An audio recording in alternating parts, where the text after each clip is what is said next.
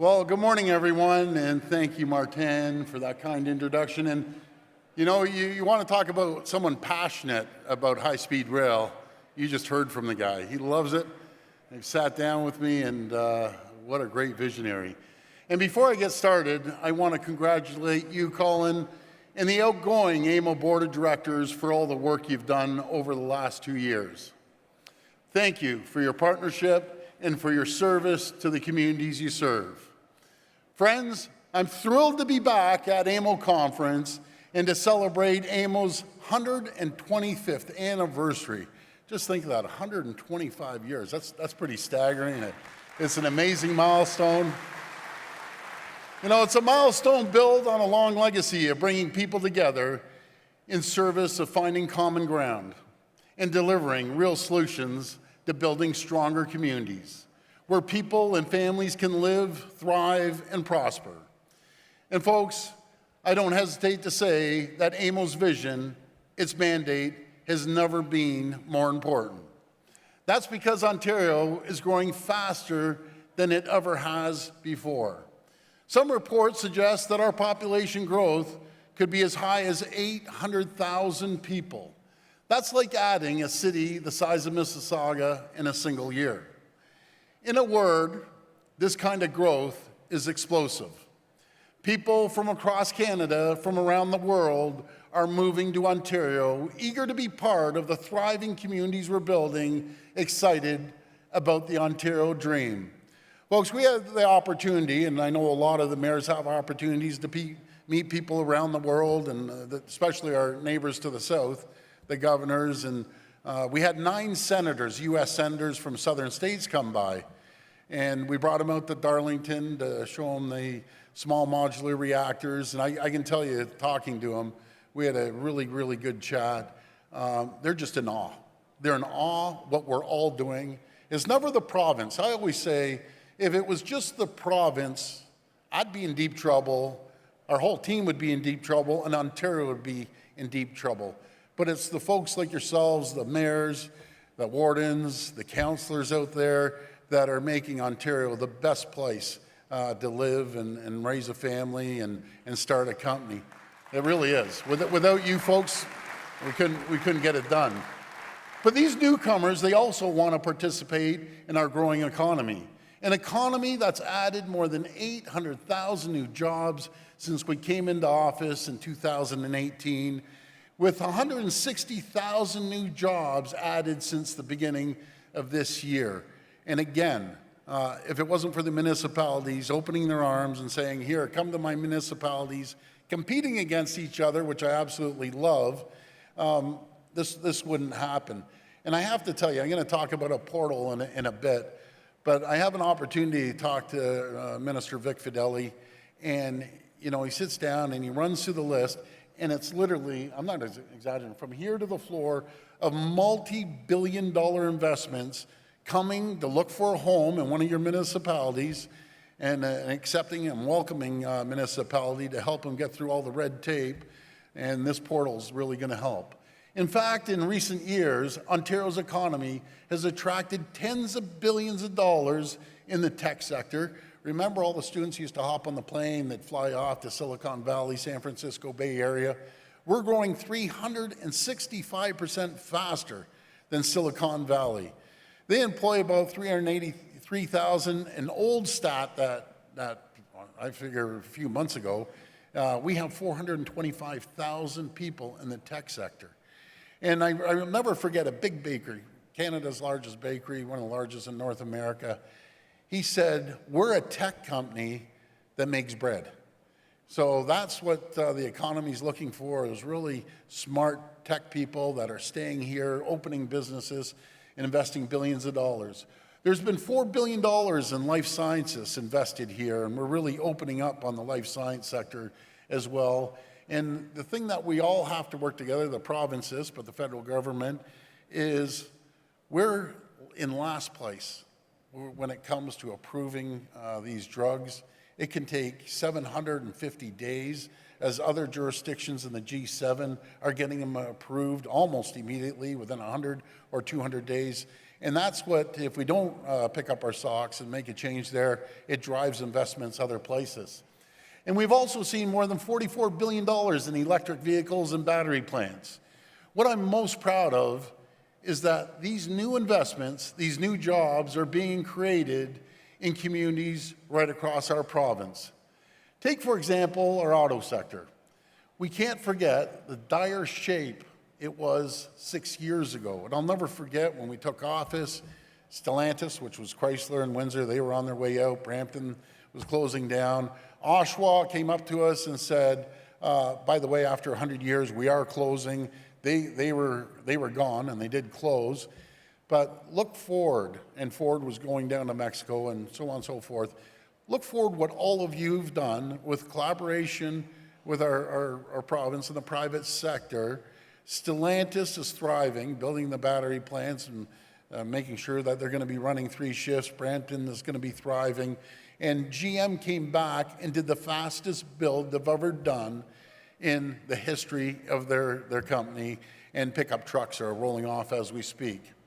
You know, the reason 6 years ago they were chased out of our province was sky-high energy prices, an uncompetitive business environment, forced plants to close and take 300,000 jobs south of the border. What a difference a few years in a pro-worker, pro-business government makes. Over the past 4 years, we've welcomed new battery plants in Alliston and St. Thomas, with major investments across the electric vehicle supply chain in Brampton, Brantford, Port Colborne, Windsor, and Napanee, just to name a few.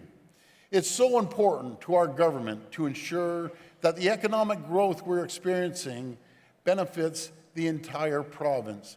I'll never forget, 6 years ago I came here and I said, we're going to see growth the likes of which this province has never seen before. That was 6 years ago. Look where we're at now, and there's still so much more to do collectively together, that no matter where you live in Ontario, you have the same opportunity to access a better job with a bigger paycheck. So today I'm excited to announce a new online tool developed by Invest Ontario that will help local and international investors better connect with municipalities. And I was fiddling around with it on the weekend. It is, I'll tell you, this one's slick. It's going to work really, really well. So make sure every municipality gets online and puts it into the portal. Because what happens through Invest Ontario and economic development, you know, all they do, they look on the list of what you've supplied them. And if you aren't on that list, they aren't looking for you. No matter if it's 20 acres, 100 acres, 500 acres, or 1,000 acres. Through our new partner portal, municipalities will be able to upload information about commercial and industrial properties in their communities and provide companies with information about the property, including demographic trends, market analysis, and First Nations treaty areas. It's going to be a powerful resource to help local governments and communities attract investments and jobs. But friends, as I've said before, as we rebuild Ontario's economy, as our population grows, we have to build the infrastructure needed to support this growth and ensure that it's sustainable for generations to come. We can't make the same mistakes that previous governments made. We have to plan for the future and build the roads, highways, public transit, hospitals, homes, schools, and energy infrastructure we need. That's exactly what we're doing. With the most ambitious plan to build in Ontario's history, matter of fact, in the country's history. And when I tell our neighbors to the south that we're spending on infrastructure about $200 billion, they're shocked. They can't believe it. And when I tell them, with the collaboration of everyone here, that our revenues went when we went into office, I called it, I was walking into a bankrupt company, that's the way I look at it as a private sector person, revenues of $150 billion, and it's now $214 billion, and increased $64 billion during a pandemic, and guess what? We've never raised a tax. We've reduced taxes by $8 billion each and every single year. We reduce taxes and the burden off the backs of people. Folks, it's a very simple theory, economics 101. You put money back into people's pockets, they're going to go out and spend it.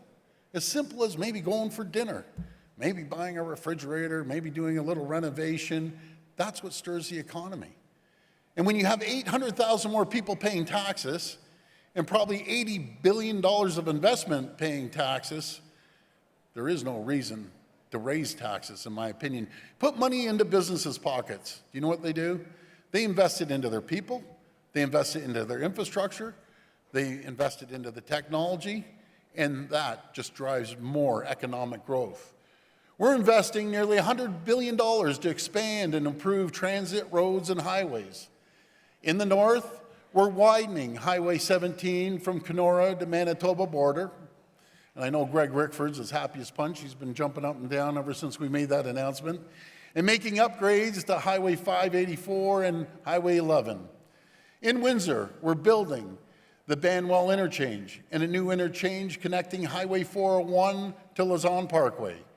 Here, you see the group from Windsor, they're over there.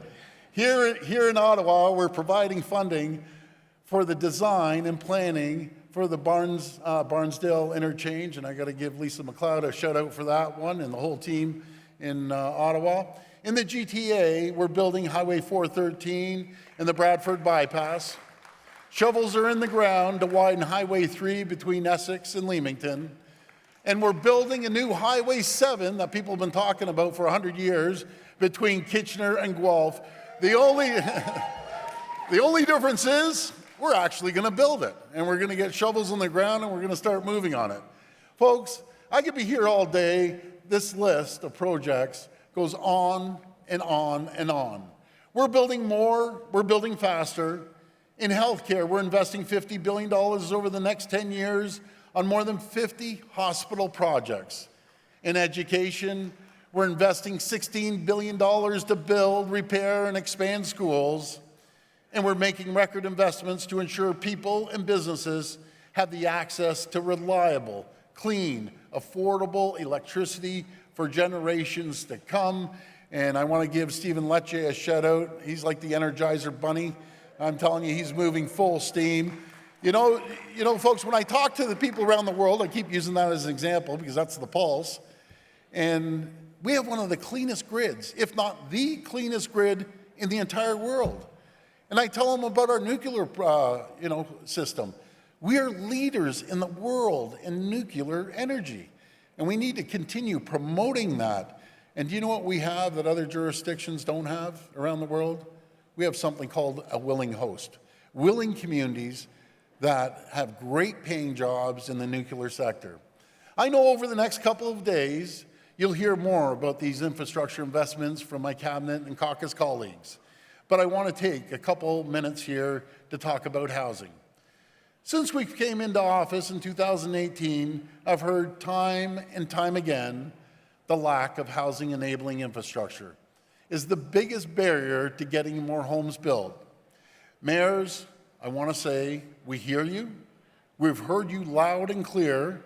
That's why at this conference last year, I announced the Building Faster Fund, a $1.2 billion program that rewards municipalities for reaching annual housing targets. The Building Faster Fund has been a huge, huge success. Over the past several months, I had the privilege of visiting so many of you, too many to name, to deliver big checks with big dollar figures that municipalities can use for infrastructure projects to lay the groundwork for more housing.